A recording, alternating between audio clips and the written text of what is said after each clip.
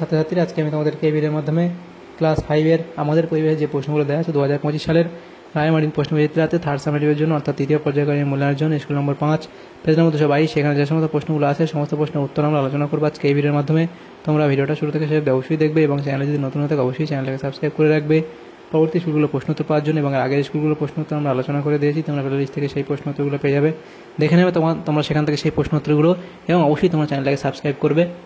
বিভাগ কয়ের মধ্যে যে প্রশ্নগুলো আছে দেখো, আচ্ছা এই প্রশ্নোত্তর পিডিএফ তোমার পরবর্তীতে আমাদের টেলিগ্রাম চ্যানেল থেকে পেয়ে যাবে, ডিসক্রিপশনে লিঙ্ক দেওয়া আছে, সেখানে যুক্ত হয়ে যাবে, তাহলে পিডিএফগুলো সেখান থেকে তোমরা পেয়ে যাবে পরবর্তীতে। তো 5টা এখানে প্রশ্ন আছে, 1 নম্বর করে দাও। 1-এর দাগে বলা আছে নিচের প্রশ্নগুলির নির্দেশ অনুযায়ী উত্তর দাও। প্রথম প্রশ্ন কি, শূন্যস্থান পূরণ করো।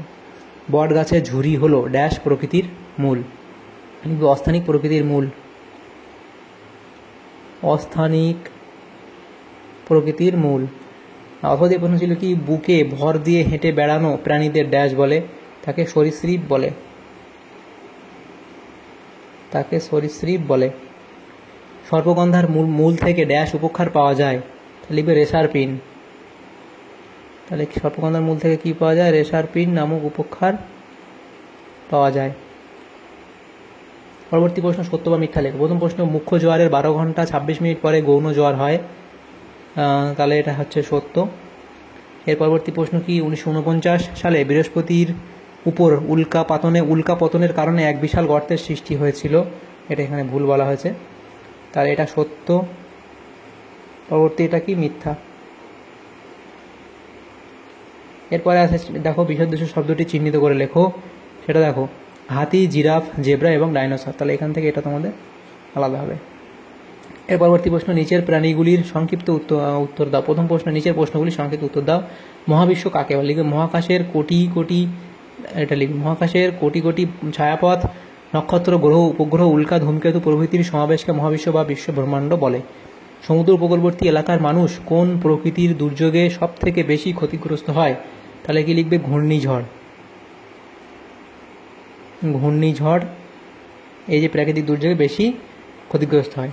যে কোনো খাদ্যের মধ্যে নিহিত শক্তির আসল উৎস কি, সেটা হলো সূর্য বা সূর্যের শক্তি, সূর্য লিখবে। পূর্ণিমাতে, পরবর্তী প্রশ্নে, পূর্ণিমাতে সূর্য, চন্দ্র, পৃথিবীর রৈখিক অবস্থান দেখাও, তো এটা তোমাদের আঁকতে বলা হয়েছে, তোমরা এটা এঁকে নিয়ে বই থেকে পেয়ে যাবে। সেটা পরবর্তী প্রশ্ন, খনিজ সম্পদের 2টি উৎস লেখো, তাহলে খনিজ সম্পদের 2টি উৎস লিখবে যে শিলা ও ভূগর্ভস্থ খনিজ।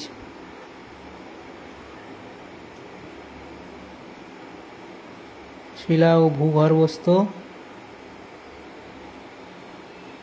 খনিজ। পরবর্তী প্রশ্ন কি, আকর্ষ গাছের কিভাবে সাহায্য করে, লিখবে গাছকে উপরের দিকে উঠতে সাহায্য করে, মানে গাছকে কিছু আঁকড়ে ধরে উপরে একটু সাহায্য করে, গাছকে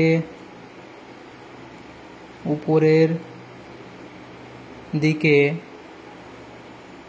উঠতে সাহায্য করে, কোনো কিছুকে ধরে উঠতে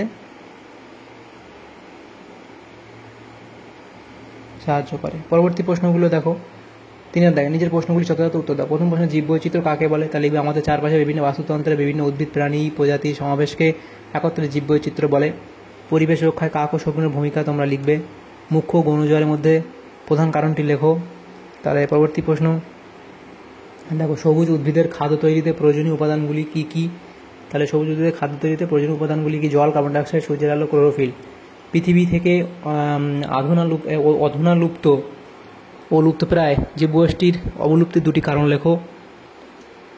1 নম্বর লিখবে পরিবেশ দূষণ, তার মধ্যে এই পয়েন্টগুলো তোমরা করবে। পরবর্তী লিখবে বিশ্ব উষ্ণায়ন, 2টো পয়েন্ট করবে, তাহলে এটা 2 নম্বর পয়েন্ট। পৃথিবীর তাপমাত্রা বৃদ্ধির ফলে মেরুপ্রদেশ ও সুউচ্চ পর্বত শিখরে জমা বরফ গলে যাচ্ছে, ফলে সমুদ্রের জলতলের উচ্চতা বাড়ছে, এর ফলে মেরু ভালুক, পেঙ্গুইন প্রভৃতি প্রাণীর সংখ্যা দ্রুত কমে যাচ্ছে। পরবর্তী প্রশ্ন কি, একজন সচেতন ছাত্র হিসেবে পরিবেশ রক্ষায় তোমার ভূমিকা কী হতে পারে, লেখো। গাছ লাগানো ও যত্ন, জলের অপচয় রোধ, প্লাস্টিক বর্জন, বিদ্যুৎ সাশ্রয় এবং আবর্জনা ব্যবস্থাপনা। এরপর বিভাগ খতে যে প্রশ্নগুলো আছে দেখো, বিভাগ খয়ের মধ্যে যে প্রশ্নগুলো আছে সেখানে আমাদের কি বলা হয়েছে যে 4-এর দাগের প্রশ্ন, শূন্যস্থান পূরণ করো। প্রথম প্রশ্ন, স্বাধীন ভারতের প্রথম শিক্ষামন্ত্রী ছিলেন আবুল কালাম আজাদ।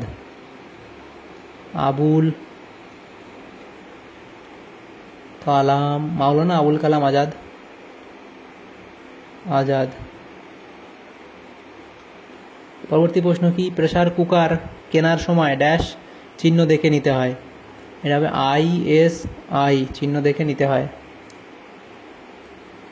সত্য বা মিথ্যা নির্বাচন করো। প্রথম প্রশ্ন, 15 আগস্ট তারিখটি ভারতবর্ষের সাধারণতন্ত্র দিবস হিসেবে পালন করা হয়, এটা মিথ্যা বলা হয়েছে। পরবর্তী প্রশ্ন, 1 অক্টোবর বিশ্ব বয়স্ক দিবস, এটা সত্য বলা হয়েছে। পরবর্তী প্রশ্ন, নিচের প্রশ্নগুলি 2-1 কথায় উত্তর দাও। প্রথম প্রশ্ন, তিতুমির ও তার সঙ্গীরা কাদের বিরুদ্ধে লড়াই করেছিলেন, সেটা হবে ইংরেজদের বিরুদ্ধে। ইংরেজদের বিরুদ্ধে। বিশ্ব বয়স্ক অবমাননা প্রতিরোধ দিবস কবে পালিত হয়, সেটা হবে 15 জুন। এরপরে নিচের প্রশ্নগুলি সংক্ষেপে উত্তর দাও, 2 নম্বর করে দেওয়া হয়েছে। প্রথম প্রশ্ন ছিল কি, শিশুদের অধিকারগুলি লেখো। তাহলে শিশুদের যে অধিকার সেটা লিখবে যে বেঁচে থাকার অধিকার, খাদ্য পানীয় জল পাওয়ার অধিকার, স্বাস্থ্য ভালো রাখা, অসুখ হলে চিকিৎসা পাওয়ার অধিকার, অবৈতনিক ও বাধ্যতামূলক শিক্ষা লাভের অধিকার, নিজের নাম পরিচয় জানা ও প্রকাশ করার অধিকার, নিজের মতো প্রকাশ ও আলোচনার স্বাধীনতা, নিজের মত প্রকাশ ও আলোচনার স্বাধীনতা, মারধর ও মানসিক পীড়ন থেকে সুরক্ষার অধিকার প্রভৃতি। পরবর্তী প্রশ্ন, বাল্যবিবাহ উচিত নয় কেন, লিখবে। কিভাবে সুস্থ সামাজিক পরিবেশ গড়ে তোলা সম্ভব, সেটা লিখে যে সুস্থ সামাজিক পরিবেশ গড়ে তোলার জন্য এই পয়েন্টগুলো করবে।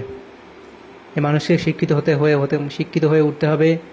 তারপরে শিক্ষিত মানুষ পরিবেশের প্রতি যত্নশীল হয়ে উঠবে, যেমন গাছ লাগাবেন এবং গাছের প্রতি যত্ন নেবেন, এবং সর্বোপরি বিপন্ন পশু পাখি ও পতঙ্গদের কথা ভাববেন। চারপাশে জল ও অন্যান্য প্রাকৃতিক সম্পদ নষ্ট করবেন না।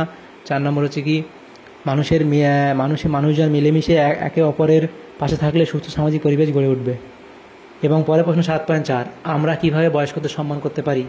তাহলে কীভাবে আমরা বয়স্কদের সম্মান করতে পারি সেটা তোমরা লিখবে, এখানে এই পয়েন্টগুলো করবে। পরবর্তী প্রশ্ন কি, বিভাগ গ। এই বিভাগ গ এর মধ্যে আছে দেখো 8 দেখে শূন্যস্থান পূরণ করো।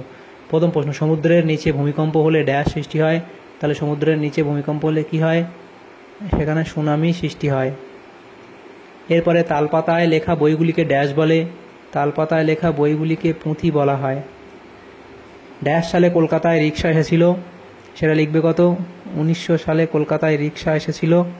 সত্য বা মিথ্যা লেখো। রয়্যাল বেঙ্গল টাইগার সুন্দরবনে দেখা যায়, এটা সত্য। পরবর্তী প্রশ্ন, ধোঁয়ায় কার্বন মনোঅক্সাইড গ্যাস থাকে, এটাও সত্য। তুঁতে গাছের চাষ করার মূল কারণ হলো মথ পালন, এটা এখানে সত্য বলা হয়েছে। প্রথম কাগজ তৈরি হয় চীন দেশে, এটাও সত্য বলা হয়েছে। তাহলে সবগুলো সত্য বলা হয়েছে। নিচের প্রশ্নগুলি 2-1 কথায় উত্তর দাও। প্রথম প্রশ্ন কি, রূপনারায়ণ কোথায় হুগলি নদীতে মিশেছে। তাহলে এরা হবে কি,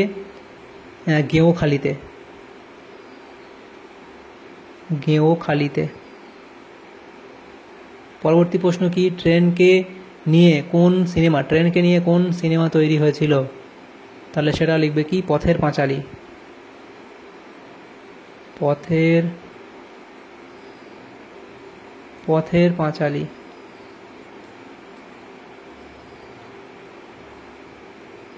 পরবর্তী প্রশ্ন কি,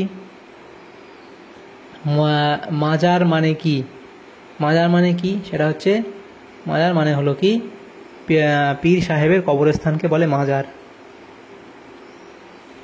পীর সাহেবের কবরস্থানকে বলে মাজার। এরপরে আছে, ভুটানের কাছে কোন জলবিদ্যুৎ কেন্দ্র আছে, লিখবে ঝালং।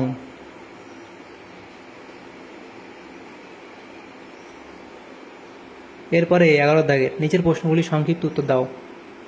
যে প্রশ্নগুলো আছে দেখো। প্রথম প্রশ্ন কি, বন থেকে আমরা কি পাই, সেটা লিখবে। বন থেকে আমরা কি বাঁচার জন্য অক্সিজেন পাই, জ্বালানির কাঠ, আসবাবপত্র তৈরির কাঠ, ওষুধ, মধু ও মোম, ফুল ফল, কাগজ, মশলা, দড়ি, আঠা, ধুনা, রেশম, রবার, গদ। পরবর্তী প্রশ্ন কি, ডিবিসি করার ফলে কি সুবিধা ও সমস্যার সৃষ্টি হয়। তাহলে কি সুবিধা হয় সেটা লিখবে, এই যে 4টে পয়েন্ট লিখবে, এবং অসুবিধা কি লিখবে, এই 2টো অসুবিধা লিখবে। পরবর্তী প্রশ্ন কি আছে দেখো, সেখানে বলা আছে পঞ্চায়েত কীভাবে লুপ্তপ্রায় মাছ বাঁচাতে পারে। তাহলে পঞ্চায়েত কীভাবে লুপ্তপ্রায় মাছগুলো বাঁচাতে পারে সেটা তোমরা এই অবধি লিখবে। বাংলার মানুষ কীভাবে বাংলা ভাগের বিরুদ্ধে লড়াই করেছিল, লিখবে। 1905 সালে বঙ্গভঙ্গের প্রতিবাদ মানুষ করেছিল নিম্নলিখিতভাবে। যে পয়েন্টগুলো করা আছে এখানে পয়েন্টগুলো লিখবে। পরবর্তী প্রশ্ন, অপরিচিত শক্তি সম্বন্ধে যা জানো সংক্ষেপে লিখবে। তাহলে অপরিচিত শক্তি কাকে বলে লিখবে, উদাহরণ তোমরা দেবে। অপরিচিত শক্তির বিকল্প উৎসগুলি হলো কি এগুলো, এবং অপরিচিত শক্তির সুবিধা কী কী এবং অপরিচিত শক্তির অসুবিধা কী কী সেগুলো লিখবে। তাহলে দেখো, আমাদের এখানে যে প্রশ্নগুলো ছিল সেগুলো আমরা আলোচনা করলাম। ক্লাস 5-এর আমাদের পরিবেশে যে প্রশ্নগুলো ছিল 5 নম্বর স্কুলের সমস্ত প্রশ্নের উত্তর আমরা আলোচনা করলাম। একটা মনে হয় ড্রয়িং বাকি ছিল, সেটা বাদ দিয়ে বাকি সমস্ত প্রশ্নের উত্তর আমরা আলোচনা করলাম আজকে এই ভিডিওর মাধ্যমে। তোমাদের যদি সামান্যতম উপকার এসে থাকে ভিডিওটা অবশ্যই লাইক করবে এবং বেশি বেশি করে বন্ধুদের সাথে শেয়ার করবে। আর চ্যানেলটাকে অবশ্যই তোমরা সাবস্ক্রাইব করে রাখবে। যারা এখনও চ্যানেলটাকে সাবস্ক্রাইব করোনি অবশ্যই সাবস্ক্রাইব করবে চ্যানেলটাকে। Thanks for watching.